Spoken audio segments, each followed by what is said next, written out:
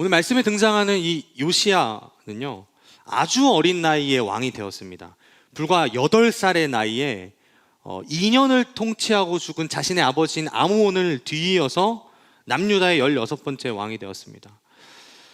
어린 나이에 왕이 됐지만 31년 동안 이 유다를 잘 다스렸고요, 하나님이 보시기에 바른 길로 행한 이 요시야 왕을요, 이렇게 평가합니다.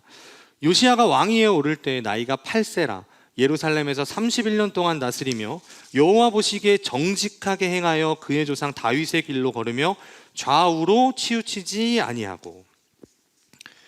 이스라엘 왕들을 평가할 때 그 평가의 기준이 되는 게 하나 있는데요, 바로 다윗입니다. 이 사람이 다윗의 길로 갔느냐 아니면 다윗의 길로 행하지 아니하였느냐, 이 두 가지를 가지고 이스라엘의 역대 왕들은 평가가 되었습니다. 요시야는 아주 어린 나이에 왕이 되었지만 좌우로 치우치지 아니하였고 오직 하나님의 말씀을 순종하고 끝까지 걸어갔던 사람이었습니다. 표 하나 보여주시죠. 요시야가 어떤 사람이었냐면요, 어떤 길을 걸었냐면 16살에 하나님을 찾았습니다. 16살. 여러분, 이 찾았다는 말은 그냥 하나님 어디 계세요? 이 정도가 아닙니다. 이 말은 공부하다, 묻다라는 건데요, 꼬치꼬치 캐묻는 겁니다. 알고 이해하고 내가 받아들일 수 있을 때까지 요시야는 하나님과 깊은 교제 가운데에서 하나님을 찾았던 거죠. 역대기를 읽어보면 이렇게 하나님을 찾았다라고 이야기하는 사람은 다윗, 솔로몬, 히스기야, 요시야, 이렇게 끝입니다. 20살에는요 모든 땅의 우상을 없애기 시작했습니다.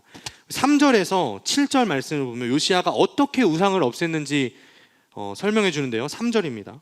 제12년에 유다와 예루살렘을 비로소 정결하게 하여 그 산당들과 아세라 목상들과 아로새긴 우상들과 부어 만든 우상들을 제거하여 버리매 무리가 왕 앞에서 바알의 제단들을 헐었으며 왕이 또 그 제단 위에 높이 달린 태양상들을 찍고 또 아세라 목상들과 아로새긴 우상들과 부어 만든 우상들을 빻아 가루를 만들어 제사하던 자들의 무덤에 뿌리고 제사장들의 뼈를 제단 위에서 불살라 유다와 예루살렘을 정결하게 하였으며 또 므낫세와 에브라임과 시므온과 납달리까지 사면 황폐한 성읍들에도 그렇게 행하여 제단들을 허물며 아세라 목상들과 아로새긴 우상들을 빻아 가루를 만들며 온 이스라엘 땅에 있는 모든 태양상을 찍고 예루살렘으로 돌아왔더라.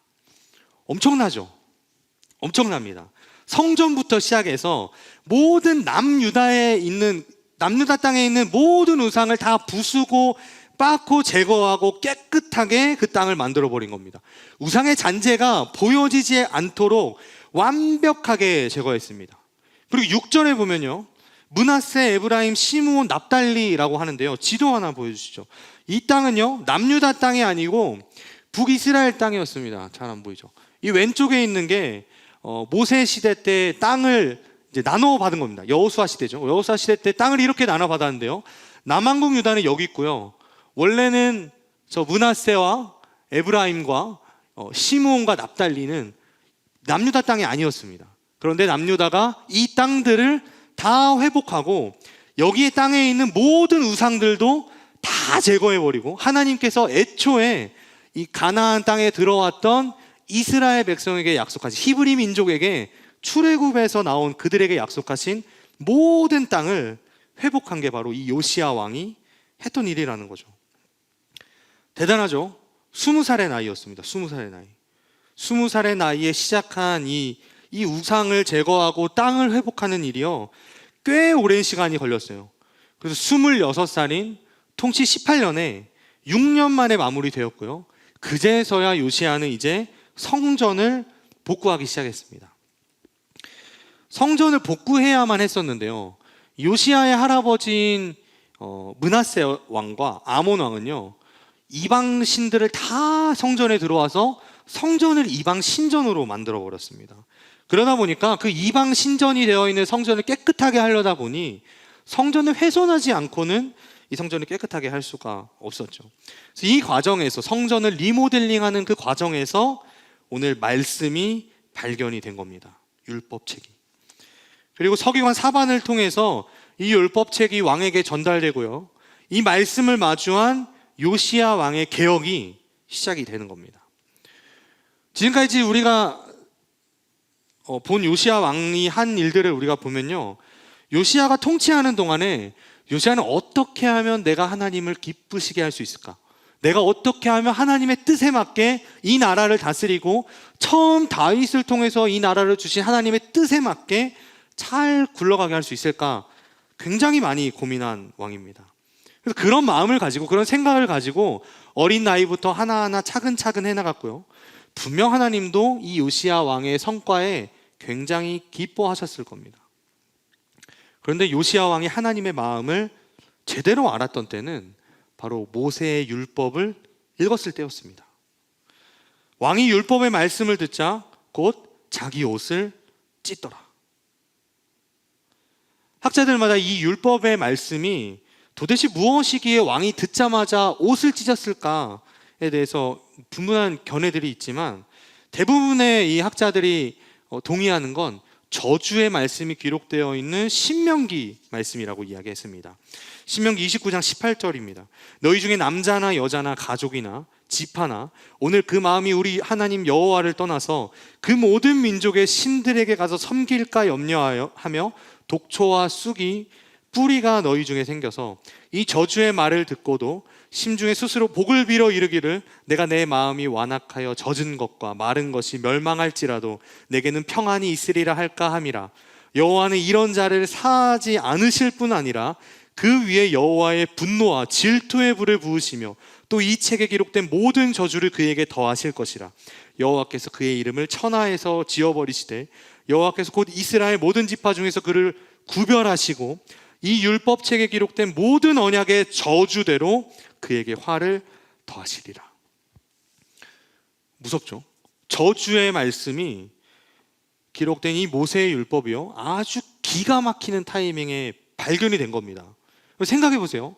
온 땅의 우상들을 다 없애고요, 이 땅을 정결하게 하고 이제 성전을 좀 깨끗하게 해서 정말 하나님의 백성답게 우리가 예배를 드리고 기뻐하며 하나님을 섬기자라고 결단하고 지금 이 일들을 진행해 왔고 또 진행하고 있는데요, 지금 발견된 말씀은 내가 너희에게 복을 주겠다, 너 이렇게 했으니까 너무 잘했어, 칭찬하고 용기를 북돋아주고 축복을 내려주는 말씀이 아니라 하나님은 너에게 저주를 내리실 것이다.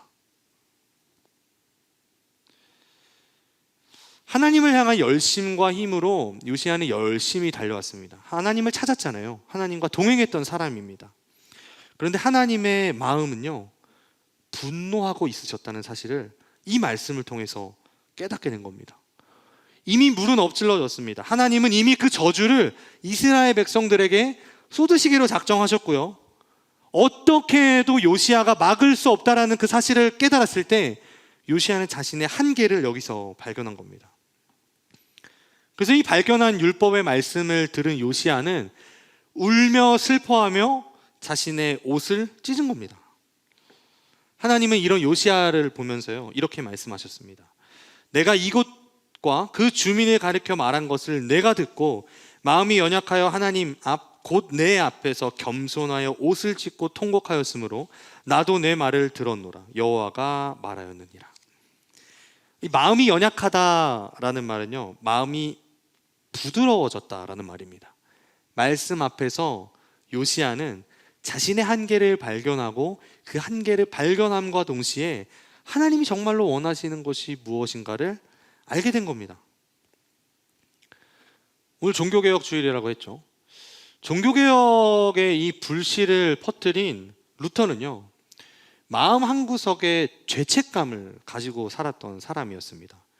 이 죄책감을 떨쳐내기 위해서 수도원에 들어가서 루터는 수도사가 되기도 했고요, 성지순례를 해보기도 하고 자신의 죄를 수많은 그 성직자들에게 고백하고 고해성사를 해보기도 하고요, 선행을 베풀기도 하고 또 거룩하다고 소문난 성자들을 만나서 그들에게 도움을 받으려고 했지만 그 마음 한구석에 있었던 죄책감은 사라지지 않았습니다. 그리고 그 루터의 마음을 짓누르던 말씀이 있었는데요, 로마서 1장 17절입니다. 복음에는 하나님의 의가 나타나서 믿음으로 믿음에 이르게 하나니 기록된 바 오직 의인은 믿음으로 말미암아 살리라 함과 같으니라. 여러분, 이 말씀대로라면 우리에게 죄를 심판하시는 정의롭고 공의로우신 하나님을 우리는 복음을 통해서 만나게 됩니다. 예수 그리스도의 복음을 통해서 우리가 처음 만나게 된 하나님은 정의롭고 공의로우신 하나님인데요, 만약에 우리가 그 복음을 받아들인다면, 루터가 이 복음을 받아들인다면 죄인인 루터는 그 하나님 앞에 죽을 수밖에 없습니다. 그래서 루터는 스스로 공의롭고 정의로우신 하나님 앞에 죄인인 내가, 죄인인 어느 누구도 설 수 없는데 이게 진짜 굿 뉴스, 복음일까? 이거는 저주 아닐까? 죄인이 어떻게 하나님 앞에 서서 의롭다는 말을 들을 수 있을까? 그 마음이 루터 마음 가운데 있었던 겁니다.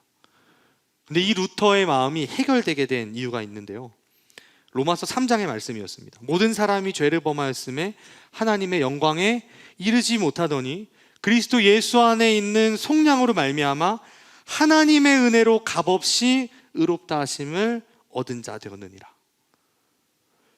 공의롭고 정의로우신 하나님의 심판을 받아야 할 죄인인 루터의 모든 죄를 짊어지고 이미 예수가 십자가에서 죽으셨고, 그럼 루터가 해야 할 일은 성지순례를 가고 죄를 고백하는 고해 성사와 선한 행동들을 통해서 나를 변화시키는 게 아니라 이미 골고다 언덕에 십자가를 지고 올라가신, 그리고 죽으신 그 예수를 바라보고 믿기만 하면 되는 거였습니다.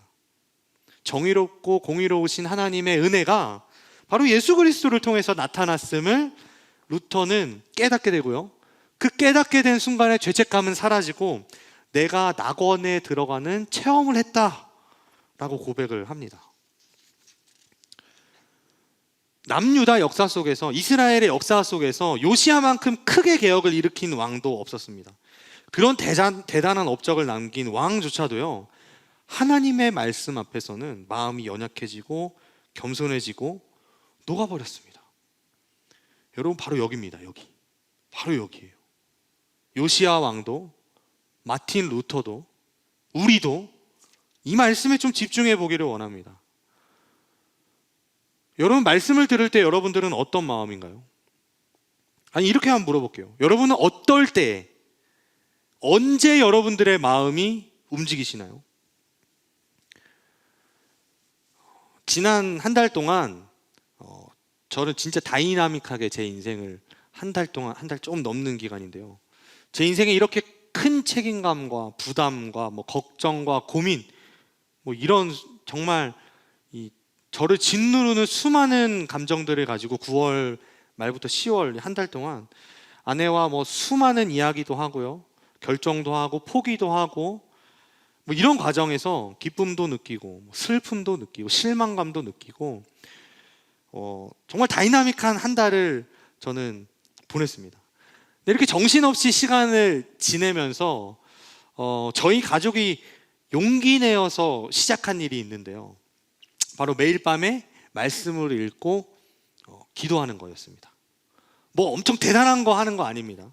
제가 목사니까 설교하고 부흥회하고 집회하는 식으로 하는 게 아니라 그냥 말씀 한 장 읽고 같이 그냥 찬양 하나 틀어놓고 기도하고 주기도문하고 아멘 하고 또 대화하다 이렇게 잠드는 겁니다. 누구나 하고 있고 할 수 있는 가장 간단한 거죠. 말씀을 읽으면서 기도하면서 환경이 좋아지고 문제가 해결되고 저희 가정에게 유익하고 유리한 방향으로 흘러간 건 전혀 없습니다.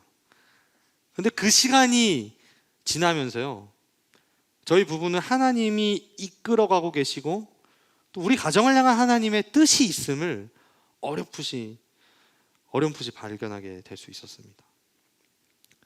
여러분, 우리가 성경을 읽는 건 우리의 의무를 다하기 위해서 읽는 게 아닙니다.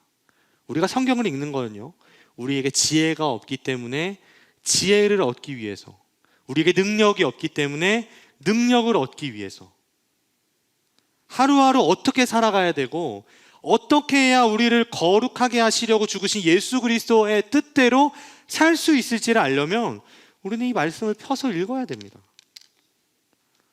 우리 지난주까지 해서 히브리서의 말씀을 나눴었죠. PPT 보여주시겠어요? 우리 총 14번의 이 히브리서의 말씀을 들었습니다. 기억나시나요? 이게 다 우리 주보 표지였는데요. 우리 진짜 디자인 너무 잘하지 않나요? 그렇죠? 너무 잘하시죠? 기억나시나요? 이 다양한 제목으로 이렇게 히브리서의 말씀을 나눴는데 혹시 주제가 뭐였는지 기억나시나요? 주제? 주보에 항상 써 있었습니다. 주제. 예수를 생각하다. 예수를 생각하다. 지난 6월부터 시작해서 우리는 예수를 생각하면서 왔습니다. 예수를 생각하면서 여러분 지난 날들을 한번 지금 잠깐 생각을 해보면요, 하나님의 은혜가 아니었으면 내가 여기까지 오지 못했음을 여러분도 스스로 고백하게 될 겁니다. 많은 것을 경험하고 또 많은 변화도 분명히 있었을 겁니다. 예수를 바라보자고, 우리가 예수를 생각하자고 14번의 설교를 통해서 들었고요, 예수님과 관계를 맺으며 하루하루 살아가는 게, 매일매일을 살아가는 게 얼마나 중요한 일이고 정말 행복한 일인지를 우리는 알게 되었습니다. 그렇죠? 그 중요함을 알다 보니까 우리의 마음이 움직였죠. 사람은 정말 중요하다라고 생각하는 그 가치가 있으면 마음이 움직입니다. 물론 그 가치의 기준은 조금씩 다르기 때문에 그 다르게 반응할 수는 있겠지만 반응하는 방식은 비슷할 겁니다. 예를 들어서 경제적인 어려움에 처해 있는 사람을 우리가 만났다고 생각해 봅시다. 그러면 그 사람에게 아유 딱하네요, 기도할게요, 이 정도가 아니라 큰 것부터 작은 것까지 이 사람을 어떻게 하면 우리가 도와줄 수 있을지 세세하게 아마 생각을 하게 될 겁니다. 무료 배식이나 연탄 나눔, 홈리스들을 위한 그런 프로그램들을 아마 찾아보게 될 거고요, 여러 방면에서 이 사람들을 어떻게 도울 수 있을지 고민할 겁니다. 만약에 더 많은 지식을 쌓는 것이 중요하다라고 생각을 하는 사람이라면 지식을 얻기 위해서 계속해서 열심히 공부할 거고요, 다른 사람에게도 지식을 쌓아야 한다고 얘기하겠죠. 또 경험이 중요하다라고 생각하는 사람이라면 조금이라도 더 많은 경험들을 얻기 위해서 내 삶을 쪼개서 시간을 잘 사용해서 경험들을 가져갈 겁니다. 그런데 여러분, 우리가 알다시피 이러한 가치들, 이러한 중요하다라고 여기는 가치들이 우리의 삶의 원동력으로는 삶을 수는 없습니다. 몇 년, 몇십 년은 그렇게 갈 수 있겠지만 결국에 그 가치는 변하는 순간이 올 거고요, 그 가치가 사라지게 되는 순간 우리는 한계에 부딪히게 될 겁니다. 근데 우리는 알고 있죠. 우리 모두가 알고 있죠. 변하지 않고 이 세상에 어떤 것보다 가치 있고 어떤 것보다 중요한 게 무엇인지 우리는 너무나 잘 알고 있습니다. 잘 알고 있죠. 그리고 그렇게 고백합니다. 심지어는 그 사랑을 고백하죠. 근데 여러분, 그렇게 살고 있나요? 진짜로? 예수를 정말 알기 위해서 우리의 관심과 노력과 시간을 사용하고 있나요? 일주일에 밥을 딱 한 번 먹고 사는 사람은 없습니다. 오늘 주일이니까 나는 한 끼 먹고 일주일을 살아야지. 전혀 없습니다. 근데 주일에 단 예배 한 번 드리는 것 가지고 의무를 다했다고 생각하는 그리스도인들이 요즘 참 많은 것 같아요. 분명 하나님만을 바라보겠다고, 내가 하나님 나라에 헌신하겠다고, 하나님이 나에게 원하시는 것을 하겠다고, 내가 하나님과 매일 교제하고 동행하겠다고 다짐하고 또 다짐했는데 주일의 말씀을 통해서 촉촉히 젖은 우리의 마음을요, 6일 동안 쩍쩍 갈라질 만큼 메말라가고 있는데도 우리는 신경 쓰지 않습니다. 온라인으로 드릴 때는 조금 찝찝했는데 이제 오프라인이 돼서 교회에 오잖아요.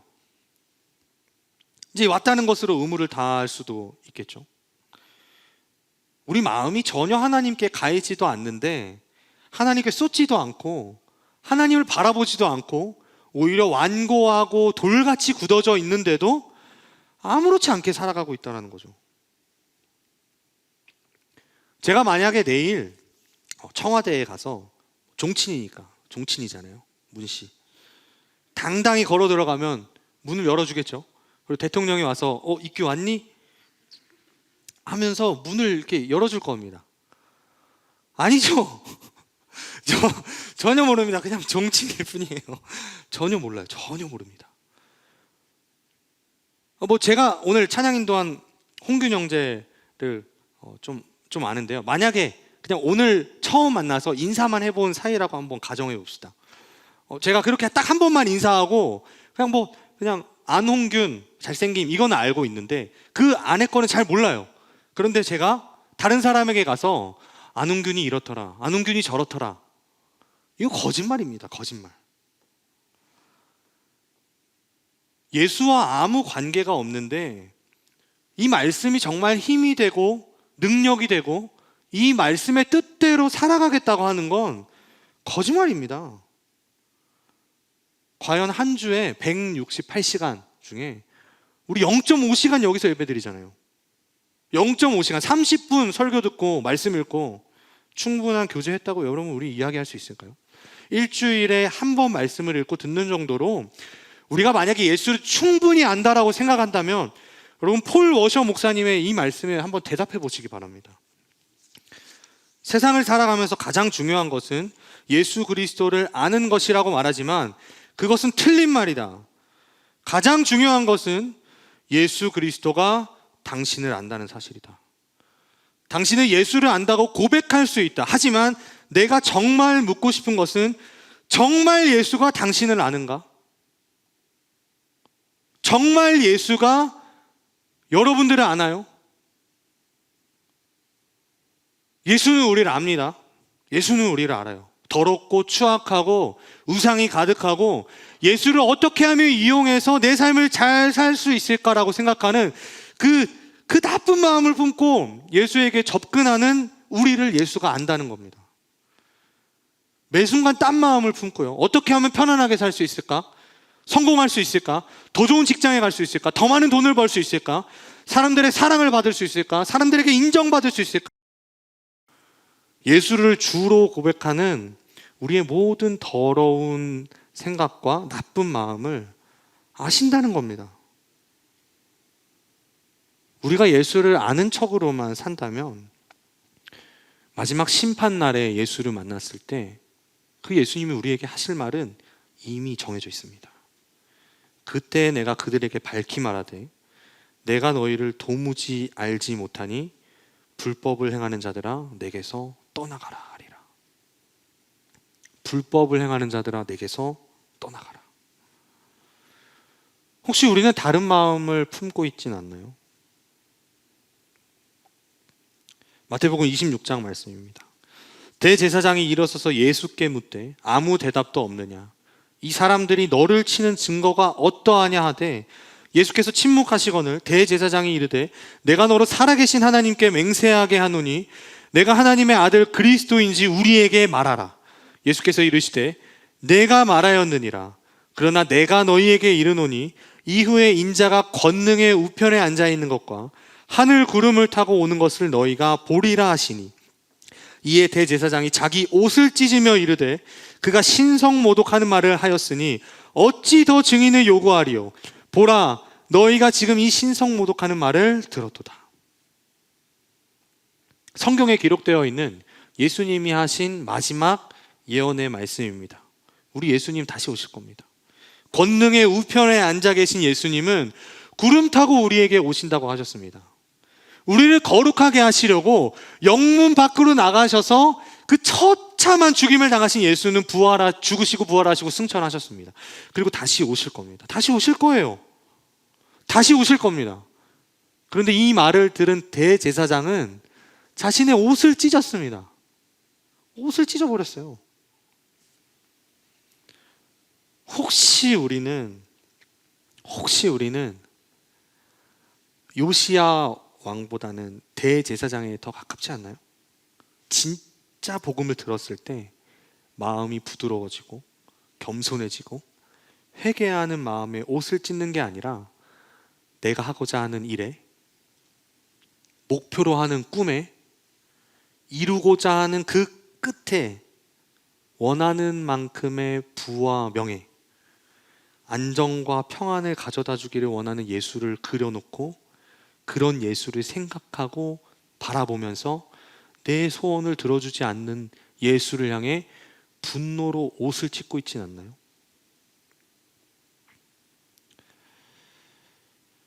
히브리서의 말씀을 듣고 또 한 달간 아내와 가족과 함께 말씀을 읽어 나가고 오늘 이 말씀을 준비하면서 하나님께서 제게 계속해서 주셨던 마음은요, 오늘 설교 제목과 똑같습니다. 이제는 변해야 하지 않을까. 이규야, 이제는 변해야 하지 않을까? 너 성격대로 말고, 너 생각대로 말고, 너 성질대로 말고, 내 말대로 이제는 변해야 하지 않을까? 요시야 왕이 죽고 나서 23년 후에 남유다는 멸망했습니다. 그렇게 개혁을 일으키고 온 땅의 우상을 다 엎어버리고 갈아버리고 뿌려버리고 우상의 먼지조차도 남기지 않았던 그 31년의 역사가 불과 23년 만에 사라지고 역사 속에 남유다는 사라져버렸습니다. 모든 이스라엘 사람들을 하나님 앞으로 이끌었고요, 회개를 선포하고 예배를 회복하고 성전을 회복하고 하나님의 영광을 선포했던 그 나라가 사라지고 요시야의 개혁도 어떻게 보면 실패한 것처럼 보이죠. 그런데 요시야가 죽고요, 600년 후에 한 청년이 요시야의 개혁을 똑같이 시작합니다. 마가복음 1장 15절입니다. 이르시되 때가 찼고 하나님의 나라가 가까이 왔으니 회개하고 복음을 믿으라 하시더라. 때가 찼고 하나님 나라가 가까이 왔으니 회개하고 복음을 믿으라. 1500년 후에 루터도 똑같이 외쳤을 뿐입니다. 회개하라. 그리고 저도 여러분들에게 똑같이 이야기하고 싶습니다. 회개합시다. 이제는 변해야 되지 않을까요?